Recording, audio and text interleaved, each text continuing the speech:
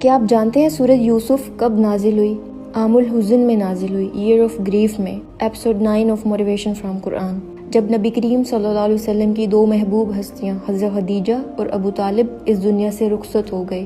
حضرت خدیجہ آپ صلی اللہ علیہ وسلم کے لیے ایک کمفرٹ اور سپورٹ کا ذریعہ تھیں، اور ابو طالب آپ کے پروٹیکٹر بنے ہوئے تھے۔ آپ کے جانے کے بعد قریش مکہ کی زیادتیاں آپ پر بہت زیادہ بڑھ گئیں۔ ایک طرف ان دو محبوب ہستیوں کا غم اور دوسری طرف قریش مکہ کی زیادتیاں۔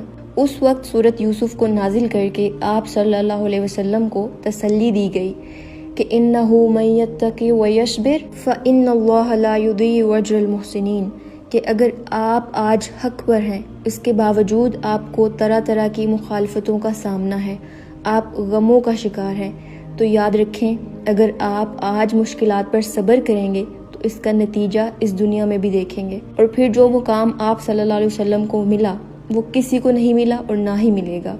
اور آپ صلی اللہ علیہ وسلم نے بھی فرمایا ہے کہ وَاعْلَمْ أَنَّ النَّصْرَ مَعَ الصَّبْرِ، کہ جان لو اللہ کی مدد صبر کے ساتھ ہے، کہ اللہ کی مدد تب ہی آتی ہے جب انسان کے اندر صبر ہوتا ہے۔